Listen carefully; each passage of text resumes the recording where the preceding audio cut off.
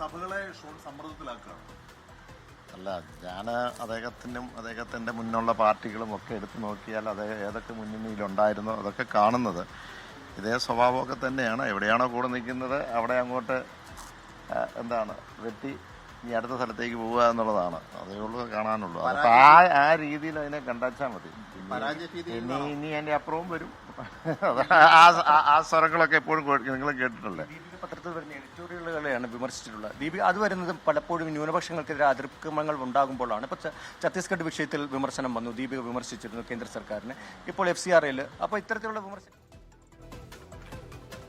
Okay, അപ്പോൾ ഷോൺ ജോർജ് സഭയ്ക്കെതിരായ വിമർശനം തന്നെയാണ് ഉന്നയിക്കുന്നത്. നേരത്തെ PC ജോർജ് പറഞ്ഞ കോൺഗ്രസ് മെത്രാന്മാർ എന്നതിനെ ഒരു ഘട്ടത്തിൽ ഷോൺ തള്ളിപ്പറഞ്ഞാണ്. അതിന് കാരണം അത് വോട്ട് തന്നെയായിരുന്നു. എന്തായാലും വോട്ടിൻ്റെ കഴിയുന്നു പാലം കടക്കോളം നാരായണ എന്ന് പറയുന്ന ഒരു വോട്ടിൻ്റെ ആ ദശാസന്ധി കഴിയുന്നു. അതിനുശേഷം കടുത്ത സഭയ്ക്കെതിരായ വിമർശനം തന്നെയാണത്. അത് ദീപിക മുഖപത്രം എന്ന് പറയുന്നത് സഭയുടെ മുഖപത്രമാണ്. സഭയുടെ ജനുവിൻ ആശങ്കകൾ പ്രതിഫലിക്കുന്നത് ആ പത്രത്തിൻ്റെ മുഖപ്രസംഗങ്ങളിലാണ്.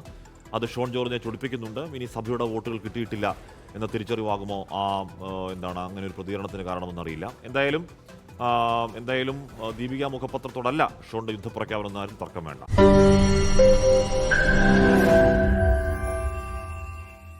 ലോകത്തെവിടെയായാലും ഏത് സമയത്തും 24 വാർത്തകളും ഓഗ്മെന്റഡ് റിയാലിറ്റി പാക്കേജുകളും എക്സ്പ്ലെയിനറുകളും വിശദമായി കാണാൻ ഞങ്ങളുടെ YouTube ചാനൽ നിങ്ങൾക്ക് സബ്സ്ക്രൈബ് ചെയ്യാം.